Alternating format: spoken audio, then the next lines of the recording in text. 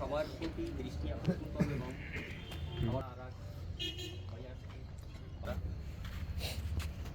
নেতৃত্ব স্থানে যারা আছে, দলের বিভিন্ন সংগঠন আছে, এই সংগঠনগুলোকে পুনরায় সুসংগঠিত করতে হবে। এই সংগঠনের দায়িত্ব কারে কীভাবে কোথায় দিতে পারা দলের উপকার হবে, ব্যক্তি না দলের উপকার হবে, এই চিন্তাভাবনাটুকু আমাদের সবার ভিতরে রাখতে হবে, করতে হবে। মূল ভূমিকায় বিএনপি, যুবদল, ছাত্রদল, অঙ্গ সংগঠনের আরও বহু দল আছে, সংগঠন আছে। অন্তত পক্ষে ভিলেজ পলিটিক্সকে টিকিয়ে রাখার জন্য তিনটে সংগঠন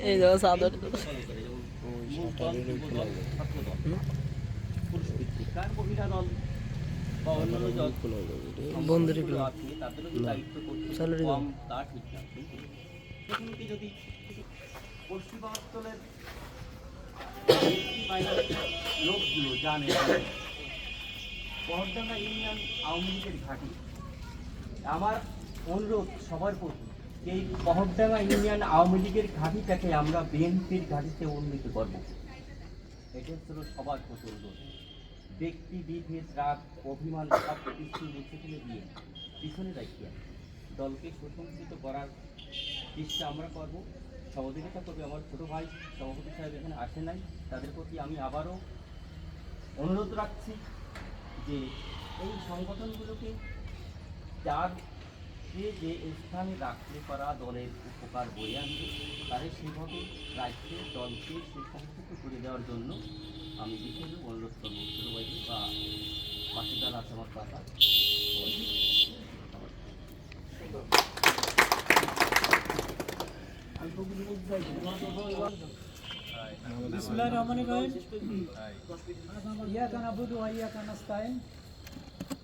আজ আমরা এখানে সমবেত হয়েছি শুভেচ্ছা বিনিময় অনুষ্ঠান, এটা বড় কোনো প্রোগ্রাম না। আমাদের কর্মী তৃণমূলের যে ভাই বেরাদার বন্ধুবান্ধব দলীয় কর্মী তাদের সাথে একটা দেখা সাক্ষাৎ, এটা বড় কোনো প্রোগ্রাম না। বড় প্রোগ্রাম বলতে এই পরিসরে আমাদের হতো না সেরকম হতো। যাই হোক, উপস্থিতি সংখ্যা যা আছে ধন্যবাদ।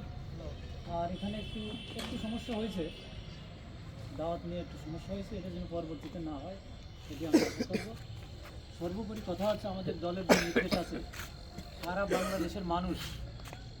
বাংলাদেশের মানুষ দলমত নির্বিশেষে এখন কিন্তু বিএনপির নেতা কর্মীদের দিকে তাকায় গেছে। এরা কি করে, এরা কোথায় যায়, এরা কীভাবে নেতৃত্ব দেয়, এরা কার বাড়ি দখল করে, না কাউরে সেবা দেয়, না কার বিপদে পাশে দাঁড়ায়, এটি কিন্তু দেখতেছে মানুষ।